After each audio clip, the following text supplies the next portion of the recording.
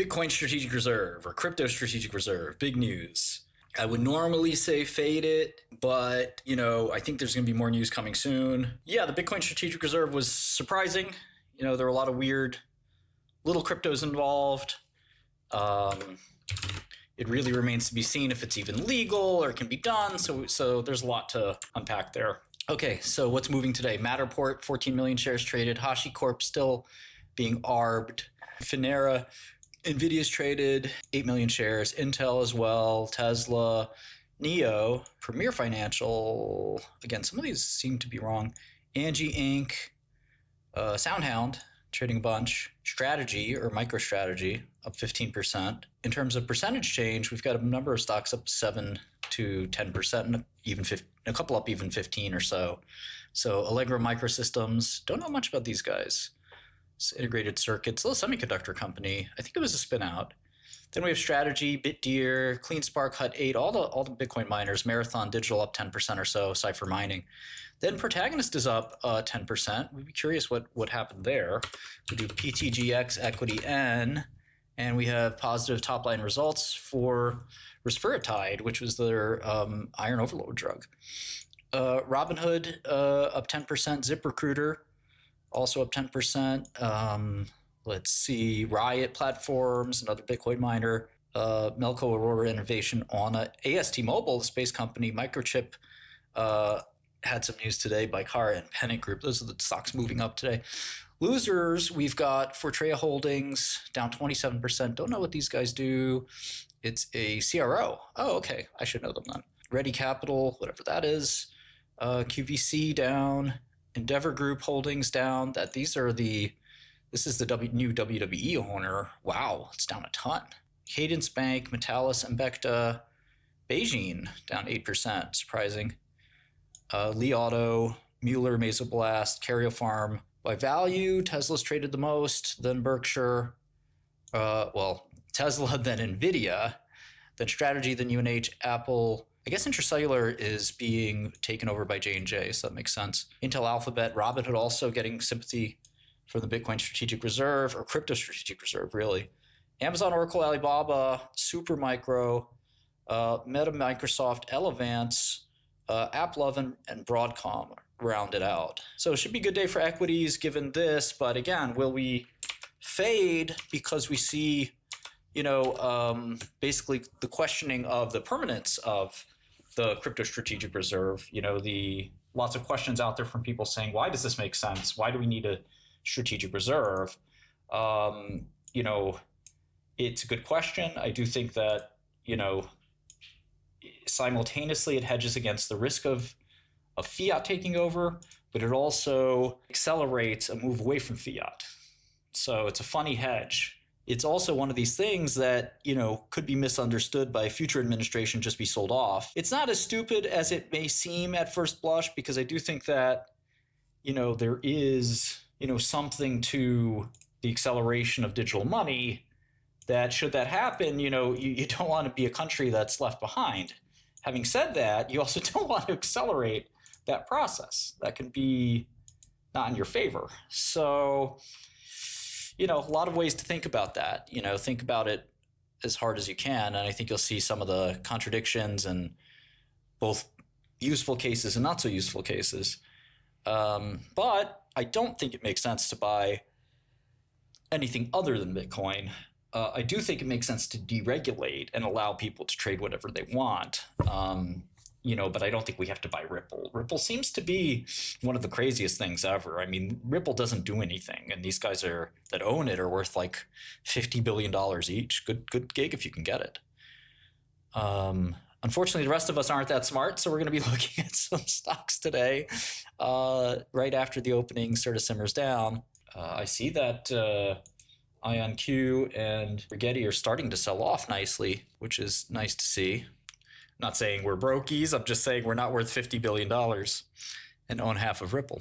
Some of you have listened to me chatting with the AI, Sesame AI, pretty good system from Brendan Uribe, who was the CEO of Oculus with Palmer. We stand Palmer here. Well, you know, everyone says that, you know, Shane Gillis is such a much better comedian than me. He did one SNL skit, you know, lame format that they do every time about, you know, side effects may include funny drug name, ironic name, you know, and it's like, that's not comedy. Couple of beers. I mean, look, he's a funny dude, but that wasn't like comedic genius. I think the 𝗏𝗏𝗏 it really exemplifies kind of like this SV attitude versus entrepreneur attitude. Palmer's like an entrepreneur's entrepreneur. Jason's never really built a company. For Palmer, it's like, you're saying you know all the guys on my board. That's such a VC thing to say and an SF thing to say. And it's gross because it's like, shut up, dude. You don't know anybody on my board. You know, I mean, this and that. Like, if you were a rock star, you'd be leading deals, writing $100 million checks. That's what Sam Altman's doing. This guy talks about writing 50K checks. Stop it. And Palmer, you know, now a billionaire, taking names, and, you know, he should just stop ever mentioning Palmer or Palmer's company. You know, Jason is on the Epstein list, and he's going to get made fun of for the rest of his life. But that also, you know, look, it comes with the territory of being a networker. If you guys watch this channel, and I think, you know, Naval, Palmer, all these guys would tell you that, you know, I mentioned Naval because he has a specific quote about this. It's very good. Is that networking will not do you any good. If you are good at what you do, people will want to meet you, not the other way around. There was a leak of a guy on Twitter who had like 300 followers, and people said, somebody introduced him to Elon. And they were like, this dude is the best like guy at engineering this specific thing. And he introduced him to Elon, and Elon talked to him. And the point is, this guy wasn't famous. He's not rich, but he's very good at that specific job.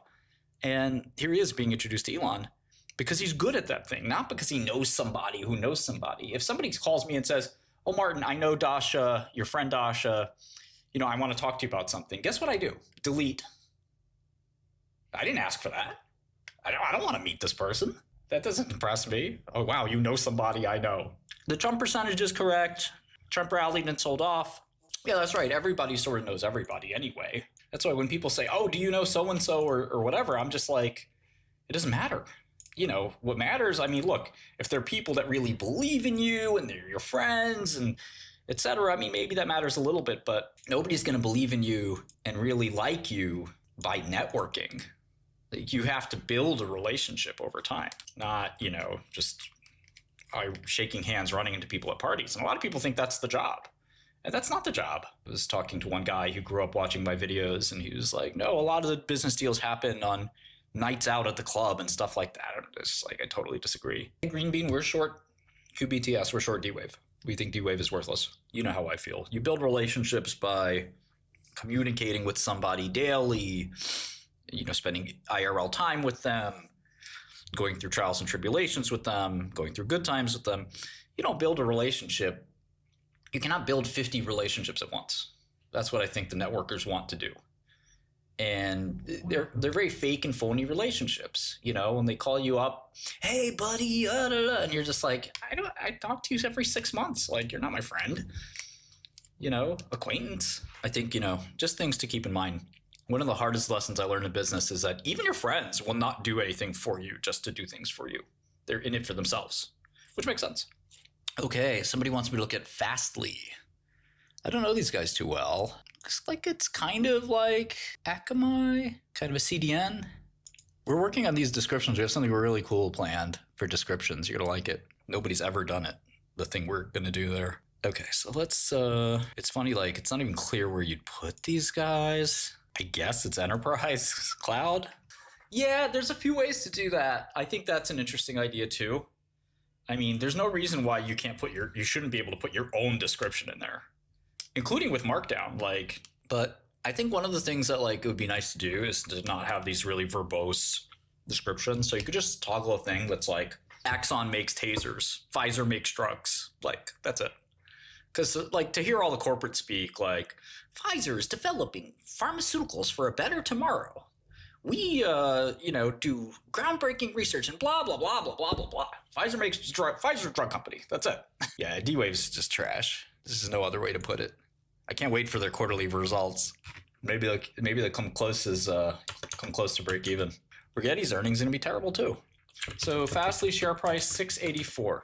Shares outstanding 140 million. You multiply those two together, we get the market cap. The market cap is 960 million. So this company is just below the $1 billion mark, which sort of makes it a small cap, I would say. But 960 million ain't what it used to be.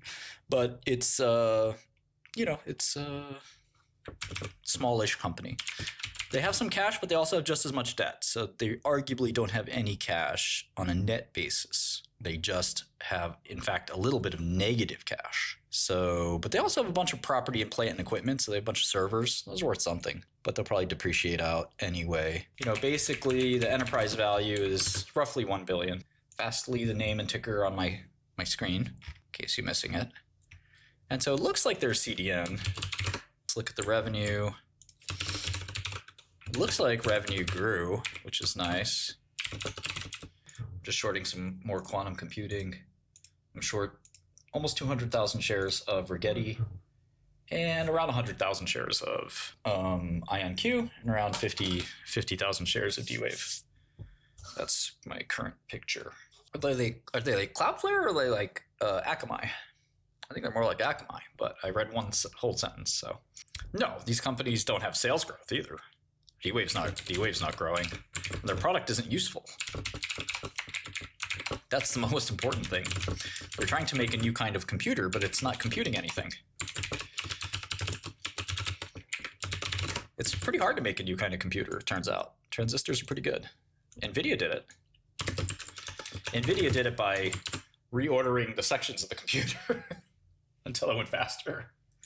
So it's not like it's not doable, but it is not easy. The people at Intel and NVIDIA and AMD have thought about how to make the fastest computer possible for a really long time. People in academics have thought about how do I make the fastest computer for a really long time. Hobbyists have. I do think, eventually we will have faster computers someday. Like, for example, I don't know why clock speed. I mean, one of the simplest things is clock speed. Everybody knows they have a 3 gigahertz computer or 4 gigahertz processor in their computer. Well, that means that it can do 4 billion cycles a second. That's what a hertz is, whether it's any kind of wavelength. But, why can't that be trillion? Why can't that be quadrillion, et cetera? There's probably some good reasons for that. I'm not a physicist. But I think, we may just need to switch to a different type of material or whatever the case may be. Yeah, there's all kinds of good physical reasons for that. But again, human ingenuity is unlimited. Okay, so you can see last quarter, at least, Fastly grew 7%. I don't think there's diminishing returns at clock speed if you can keep going. But yeah, how fast does it take to load an electron? But, there could be a different way to do it, is all I'm saying. And that's sort of the promise of quantum computing. It's the promise of optical computing. It's the promise of thermodynamic computing. The thermodynamic computing guys are talking a big game. They're all saying that they're talking about this year, next year for thermo. Now, thermo is a brand new idea.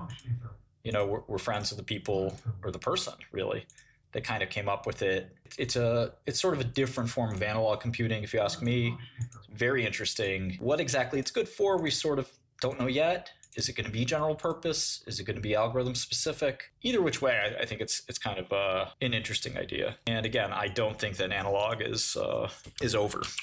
But believing in analog computing is like believing in ESP. Well, I mean, certainly nature is performing all kinds of calculations better than we can very quickly, even on the macroscopic scale. So I wouldn't short nature just yet. On the quantum mechanical scale, it's doing even faster, but we can't see or observe that or really understand that. I guess we can observe it a little bit, but we don't understand it well, I don't think. Yeah, I mean, there's neuromorphic computing.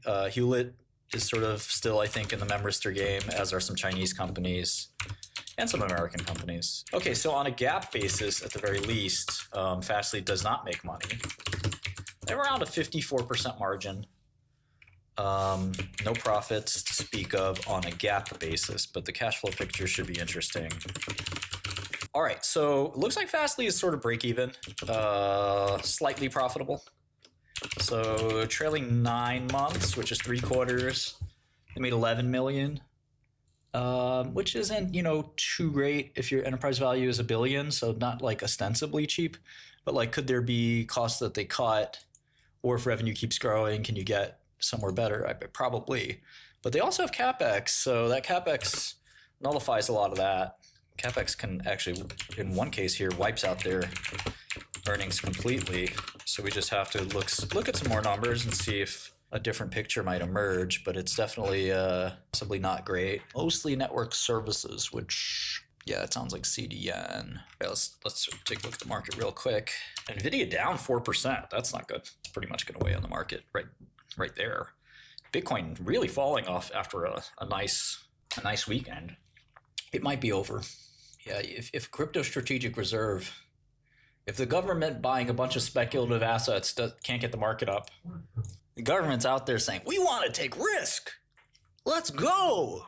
And everyone's like, why don't you go ahead and do that? Or quantum has been pummeled, right? So I think it having a tiny bit of a bounce is not unreasonable. That bounce is about to be over. Yeah, it's kind of over.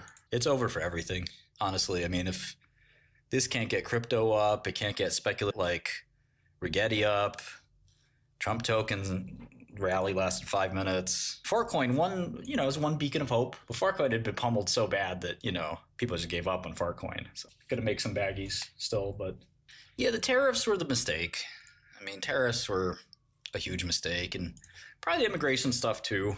And I like how Trump's handling most things, but you know, the insistence on the border, you know, probably not. You sort of need to keep the people coming to the country. I mean, to grow the economy. But who am I? I mean, what do I know? It might work out just fine. What did Steve Cohen say? The toxic brew. He said there was 3 toxic brew components. I named 2 of them. What was the third one? Austerity. Thank you. Yeah, DOGE is pretty bad for the economy if you think about it. Now, it's a bitter pill. In the long run, DOGE is great. You know, you have to repurpose all those people and give them real jobs. I mean, that's not, you know, which one is better? In the short term, though, DOGE is a problem. But in the long term, DOGE is great. You don't want people sitting there wasting away, doing absolutely nothing. Now, one question is, what would those people be doing without government jobs, without handouts? You know, are those the kind of people that are actually going to ever be that productive? You think about the lady at the DMV or whatever, a government bureaucrat, and you say, this person could never have a real job, you know? So it's sort of a little scary in that sense, right? I saw the David Sachs thing. I don't think people like David Sachs are interested in using the government to boost their holdings. There probably are other people interested in doing that, but I don't think it's coming from like a David Sachs or a Thiel or whatever. These guys don't care enough. And the people like Ripple, I mean, they want to see it happen, but they also, it's not like they're going to get rich today or tomorrow. It's not like they're placing trades to do that. I think, you know, there are other people doing that. I think the people that make Solana, the people that make Ripple, the people that make Cardano, all those people probably lobby a little bit, which is fine. Nothing wrong with lobbying. And the message of, you know, American-made crypto, it's reasonable.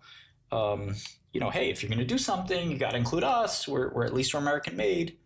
That's not a bad message. It's funny. We were day trading. We were day trading this weekend in my Discord, and we were long. We bought Solana.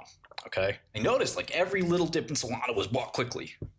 And of course, I didn't think this thing would happen, but I should have, you know, this is the reason traders like to follow price action, because somebody did know. They were eating every little dip. So we were long, and then for some dumb reason, we switched to short. And again, every dip was eaten and we got liquidated. And then of course, 8 hours later, the news came out.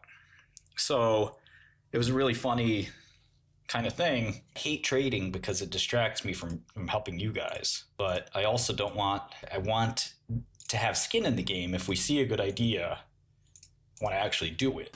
You know, there's important ideals I think a lot of people don't have anymore, which is forgiveness and you could do better next time. And like, that's not, that's something our society completely undervalues. Not that I feel like I made any mistakes, but to like, I have this one friend that was like, well, maybe you made some mistakes and, you learn from it. That's it. And I'm like, I'll take that. It's, there is, kind of turning the cheek and hoping the person grows, and I don't know, something like that. I think I'm mixing metaphors, but yeah, exactly. If people don't get forgiven, what's the point of releasing them? If you can't rehabilitate, then what's the point of, the whole system anyway? Penitence should only go so far, and it should only go so far, but you have to be somewhat open-minded about, okay, what is a person's circumstances? Why did it result in that kind of behavior? And yes, is our system like vindictive and tricky once the government makes the system? So once they want you in trouble, they'll sort of make sure that you get in trouble. But I think a lot of things are changing. Like one of the biggest things is this guy, Richard Hart. Do you guys know who this is? Richard Hart is like this crypto scammer. And I don't use that word lightly, but I really do think the guy's a true scammer. And Richard just had his case dropped by the SEC.